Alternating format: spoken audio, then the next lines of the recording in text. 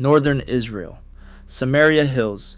Route 60 stretches north from Jerusalem through territory mapped as Ephraim since Joshua's time. Between 2022 and 2024, the Israeli Interior Ministry quietly finalized approvals expanding Aliyah pathways for recognized diaspora communities, including demographic policy, humanitarian reunification, and security vetting. For some, this is Joseph returning, named centuries ago, since 722 BC, when Assyria shattered the northern kingdom, until approvals stamped in the early 2020s. 2,700 years are compressed into bureaucratic decisions. You watch satellite footage, planes descending into Ben Gurion, maps zooming north, settlements expanding across hills still labeled Ephraim. This is not symbolic. This is not distant. People are landing now. Families who preserved Torah scrolls in mountain villages for millennia now receive Israeli identity documents. The policy points north. The prophecy names north. But why do these hills keep reappearing in ancient borders, modern plans, and verses written before either existed? In September 2020, Israel's Absorption Ministry allocated budget increases for northern settlement infrastructure, including housing blocks, schools, and absorption centers concentrated in Samaria. The stated reasoning was capacity management, regional development, and strategic population distribution, standard policy language. But when you trace the approvals on a map, something emerges. The concentrations are not random. They cluster in territories assigned to Ephraim in Joshua chapter 16, verses 1 to 10, the northern son of Joseph, who received prominence over his older brother Manasseh. For Israeli planners, it is about available land and existing infrastructure. For those watching through a prophetic lens, it is Hosea chapter 1, verse 10 unfolding. The verse says, "Yet the number of the children of Israel shall be as the sand of the sea, which cannot be measured or numbered." The verse does not specify timing. It does not explain mechanism. It simply declares increase, and the Israeli government approved the infrastructure for it. Two explanations. Same construction permits, one map. Mapi. You track the arrivals. B'nai Menashe, from northeast India, were recognized in 2005 after decades of rabbinical review. Their oral traditions claim descent from the tribe of Manasseh, scattered during the Assyrian exile. DNA studies showed Middle Eastern genetic markers, and linguistic analysis found Hebrew loanwords in their dialect. The chief rabbinate accepted them. Between 2006 and 2023, over 4,000 made Aliyah. Most were directed north, to settlements in Samaria, to communities near Ariel, to towns within the ancient borders of the Joseph tribes. Why north? Israeli officials cite absorption capacity and employment opportunities in northern industrial zones. But on the settlement maps, the absorption centers sit inside the biblical boundaries, not south in Judea, not in the coastal plain. North, consistently north. The ministry does not cite Hosea or Joshua in policy documents. It cites housing availability. Yet the housing happens to be exactly where the ancient prophecies locate Ephraim's return, Ephraim. Modern Israeli planning documents reference the Ephraim region when discussing development in Samaria, a geographic shorthand rooted in ancient tribal allotments. Cadastral surveys, land records, and archaeological site designations use biblical toponyms because they are often the most precise historical markers available. Joshua assigned Ephraim the central hill country north of Jerusalem, bounded by Bethel and Shechem.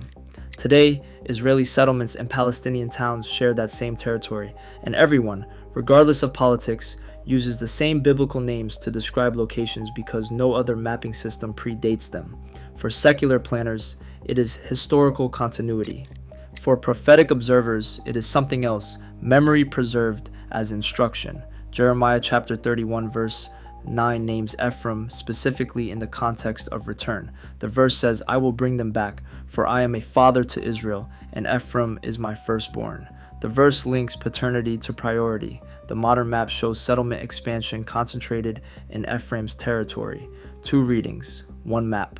Both see the pattern. Priority.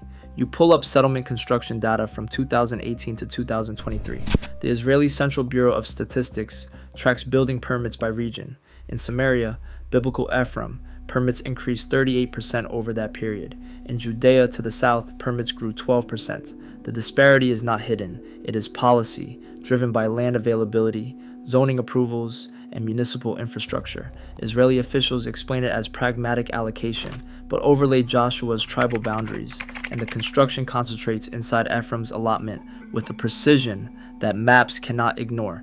Street signs echo names from Joshua chapter 16, including Bet-El, Shiloh, and Shechem. Modern Hebrew suburbs are built over ancient Hebrew towns. Was this intentional alignment with prophecy, or did biblical geography simply become the most enduring map?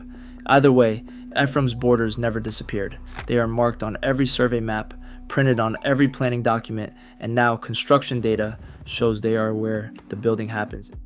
In Jerusalem, the Ministerial Committee for Immigration reviews applications from diaspora communities claiming Israelite descent. The criteria are documented: preserved Jewish practices, continuous community identity, rabbinical endorsement, and security vetting. Between 2002 and 2024, several communities gained recognition: B'nai Menashe, Beta Israel from Ethiopia, Abayudaya from Uganda, and Igbo Jews from Nigeria. Each community's case took years of evaluation, DNA testing, oral history documentation, and rabbinic debate. The approvals are bureaucratic, with quotas set, budgets allocated, and absorption pathways defined. Israeli officials describe it as demographic policy, addressing national security needs and fulfilling humanitarian obligations. Track where these communities are placed after recognition: northern settlements, Samaria absorption centers, and communities within the Ephraim boundary.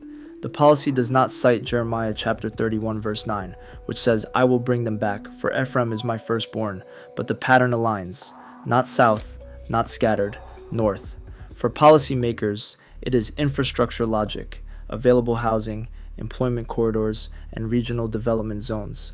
For others watching, it is the verse naming the destination before the buses arrived.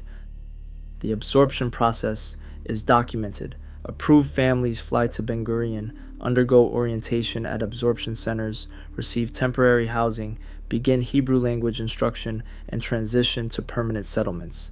The Ministry of Aliyah and Integration publishes quarterly reports on numbers processed, regions assigned, and employment outcomes. In 2022, 68% of new B'nai Menashe immigrants were settled in Samaria.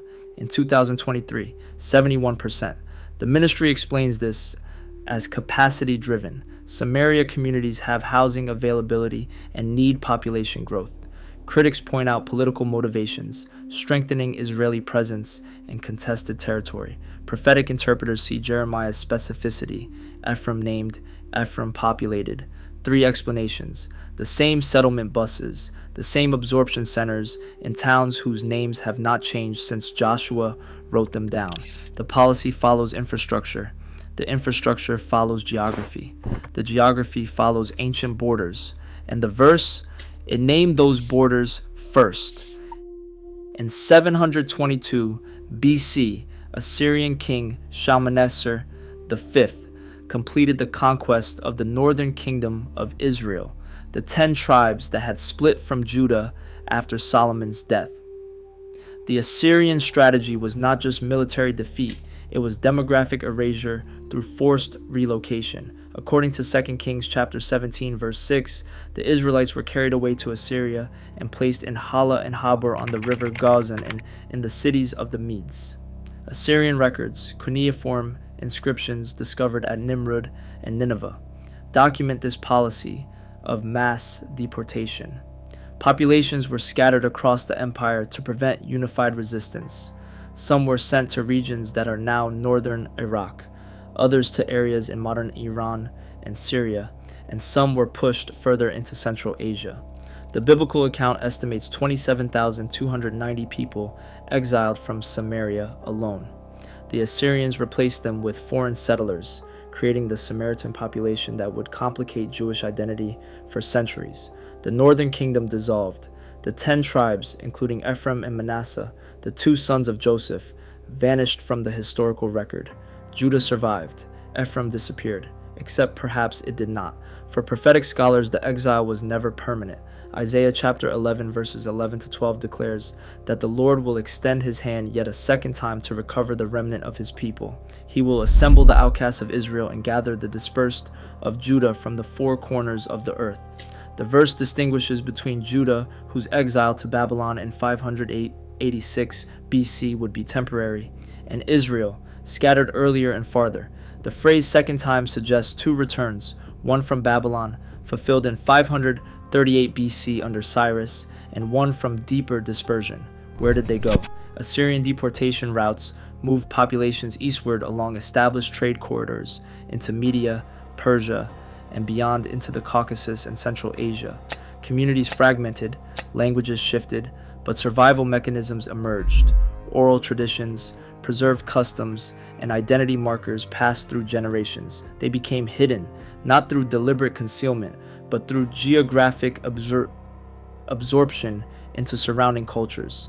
Yet some maintained core practices: Sabbath observance, circumcision, dietary laws, Torah fragments, and the memory of Jerusalem.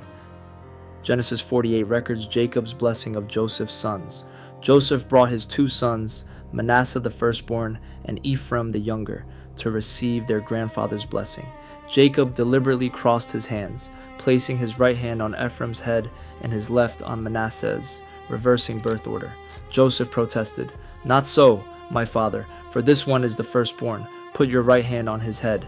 But Jacob refused. "I know, my son, I know. He also shall become a people, and he also shall be great. Nevertheless, his younger brothers shall be greater than he, and his offspring shall become a multitude of nations." Genesis 48 verse 19 records that the blessing gave Ephraim prominence. When Israel divided into tribes, Ephraim received central territory, the heartland around Shechem and Shiloh, where the tabernacle would stand. Ephraim's name became synonymous with the northern kingdom itself. Hosea uses Ephraim 37 times to represent all 10 tribes. The younger brother absorbed the older's identity. Manasseh existed, but Ephraim became the name that carried the kingdom's memory. Why does this matter now? Because modern return movements distinguish between the tribes. Some claim Manasseh descent, as in the Bnei Menashe. Others emphasize an Ephraim connection, as in some Beta Israel traditions. The prophetic texts name Ephraim specifically in return promises. Jeremiah 31 verse 9 declares God a father to Israel, and Ephraim is my firstborn, reversing Genesis language to emphasize restoration. Jeremiah 31 verses 18 to 20 records God hearing Ephraim grieving and promising return. Hosea 11 verses 8 to 11 asks, "How can I give you up, Ephraim?" and concludes, "They shall come trembling like birds from Egypt, and like doves from the land of Assyria, and I will return them to their homes." Egypt and Assyria were the two great exile dispersions, both mentioned and both promised return. For believers, this is not historical accident, it is theological necessity. Joseph received the double portion, 2 tribes instead of 1. Ephraim got prominence. And if Judah returned from Babylon, then Ephraim's return from Assyria remains outstanding. The prophecy names the younger brother. Modern policy builds in his territory. Ancient trade routes connected Mesopotamia to the Mediterranean through northern corridors. The same paths Assyrian deportations followed. Caravans moved east from Samaria through Damascus, across the Euphrates, into Persia and beyond. These were not arbitrary paths. They followed water sources, mountain passes, and established trading posts. When the Assyrians scattered Israel's population, they used these existing networks. Some exiles stayed in Assyria proper, and others were pushed to the edges of the empire, following trade routes into Media, Armenia, the Caucasus, and Central Asia. Over centuries, communities migrated further, and some traditions trace movements into Afghanistan, India, and even China. Isaiah chapter 49 verse 12 prophesies that, "Behold, these shall come from afar, and behold, these from the north and from the west, and these from the land of Sinim."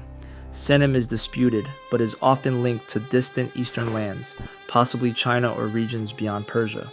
The verse maps return from multiple compass points: north, referring to Assyria and the Caucasus; west, the Mediterranean diaspora; and east, Sinim, and far regions. These directions mirror documented Jewish diaspora patterns: Ashkenazi to the north and west, Sephardi to the west and south, Mizrahi to the east, and isolated communities in India, China, and Ethiopia. Modern return routes trace those ancient corridors in reverse. Flights from Ethiopia to Tel Aviv follow paths that ancient traders once walked. B'nai Menashe from northeast India fly west over territories their ancestors might have crossed to the east. Beta Israel from Ethiopia, whose traditions claim descent from Dan, another northern tribe, were airlifted in Operation Moses in 1984 and Operation Solomon in 1991, and they traveled north along the Red Sea route. Each return retraces an exile. For Israeli officials, these are logistical operations, airlift capacity, diplomatic clearances, absorption budgets. For prophetic observers, they fulfill Isaiah 11, verse 16, which says, "There will be a highway for the remnant of his people that remains from Assyria, as there was for Israel when they came up from the land of Egypt." The prophecy uses infrastructure language, a highway implying prepared paths, not miraculous transport. Modern return uses literal infrastructure, airports, flights, buses, absorption centers. Same corridors. New century. The map remembers what policy forgets. In 2010, a genetic study published by Dr. Tudor Parfit examined DNA samples from B'nai Menashe communities in northeast India.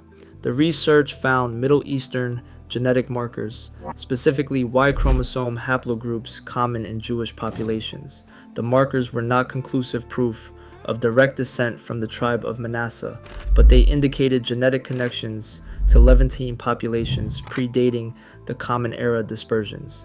Genetic evidence framed the conversation. Linguistic studies documented Hebrew and Aramaic loanwords in their dialect, preserved across millennia despite geographic isolation. Oral traditions maintain stories of westward origin, Jerusalem memory, and Moses receiving Torah, narratives uncommon in regional Hindu and animist cultures. The B'nai Menashe observed practices that paralleled Jewish customs, including Sabbath rest, dietary restrictions, circumcision, and Passover-like spring festivals.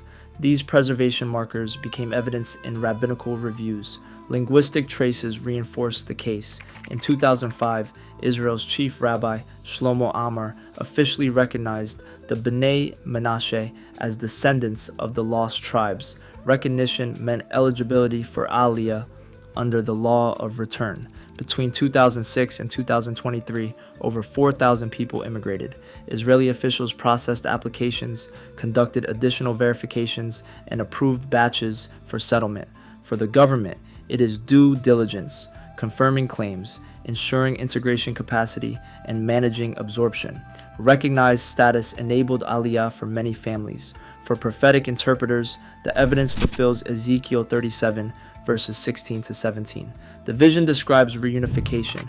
It instructs taking a stick and writing on it for Judah and the people of Israel associated with him, then taking another stick and writing on it for Joseph, the stick of Ephraim, and all the house of Israel associated with him. It says to join them one to another into one stick, so they may become one in your hand.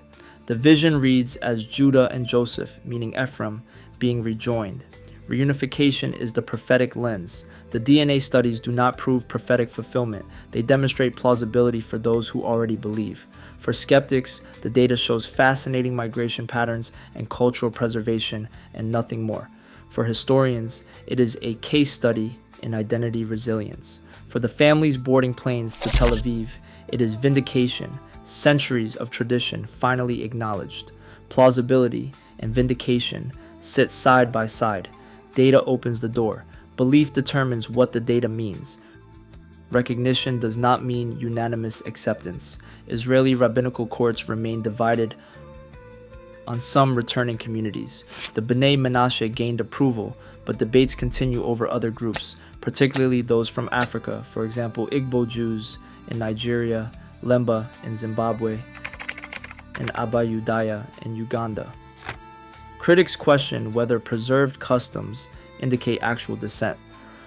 or represent cultural borrowing and conversion movements. Some rabbis accept oral traditions and genetic markers as sufficient evidence. Others require stricter proof or formal conversion. The Israeli Interior Ministry's position is more pragmatic. If the chief rabbinate recognizes a community, immigration pathways open. If not, applicants undergo standard conversion processes. The system creates friction. Approved families celebrate. Denied applicants protest. In 2016, Ethiopian Israeli activists demonstrated in Tel Aviv against discrimination, arguing that Beta Israel's full recognition took decades despite clear Jewish practice. Each recognition debate weighs evidence differently: genetic data, oral tradition, observed customs, historical documentation, theological interpretation. Secular officials want verifiable proof. Religious authorities balance halachic law with compassion, prophecy. Minded believers point to scripture. Prophetic believers cite Amos 9, verses 14 to 15. I will restore the fortunes of my people Israel, and they shall rebuild the ruined cities and inhabit them. I will plant them on their land, and they shall never again be uprooted. The promise is unconditional. The reality is bureaucratic. The absorption process reveals integration challenges. Returning communities face language barriers, cultural adjustment, economic hurdles, and sometimes discrimination. B'nai Menashe, immigrants undergo intensive Hebrew instruction, employment training, and religious integration programs. Many serve in the Israeli military, required for native-born Israelis, but optional for new immigrants. Yet participation rates are high. Military service signals belonging. Settlements in Samaria offer cheaper housing than Tel Aviv or Jerusalem, making them practical for new immigrants. The communities settle where policy directs them, which happens to be where prophecy names them. Jeremiah 31 verse 21 instructs the return. Set up road markers for yourself. Make yourself guideposts. Consider well the highway, the road by which you went. Return, O Virgin Israel. Return to these your cities. Modern return is managed, budgeted, and bureaucratically complex. If this is fulfillment, why the friction? Perhaps because prophecy promises return, not ease. You map the absorption centers and notice a pattern. Of the 17 Ministry of Aliyah centers operating in 2023, 9 are located in northern regions in Galilee, Haifa, and Samaria. The ministry explains this as a response to housing availability and regional employment needs. Northern Israel has space, while central Israel is saturated. It is a practical allocation. But when you overlay biblical tribal boundaries from Joshua, 8 of those 9 northern centers fall within territories assigned to the northern tribes: Ephraim, Manasseh, Naphtali, and Asher. The 9th sits on Zebulun's border. Southern centers in Judea and the Negev correspond to the allotments of Judah and Simeon. The ministry does not consult Joshua when siting facilities. It consults housing availability and municipal cooperation.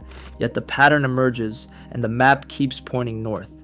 Jeremiah 31 verses 8 and 9 says, Behold, I will bring them from the north country and gather them from the farthest parts of the earth. They shall come back to this land. I will lead them back by brooks of water, in a straight path in which they shall not stumble. For I am a father to Israel, and Ephraim is my firstborn. The absorption centers concentrate in Ephraim's territory. 2 explanations, same facilities. The map keeps pointing north. In December 2022, Israel's Interior Ministry approved an additional 3,000 B'nai Menashe applications for Aliyah processing, the largest single-year quota granted to the community. That approval included housing placements designated in advance, with 1,800 allocated to Samaria settlements, 900 to Galilee communities, and 300 to southern cities.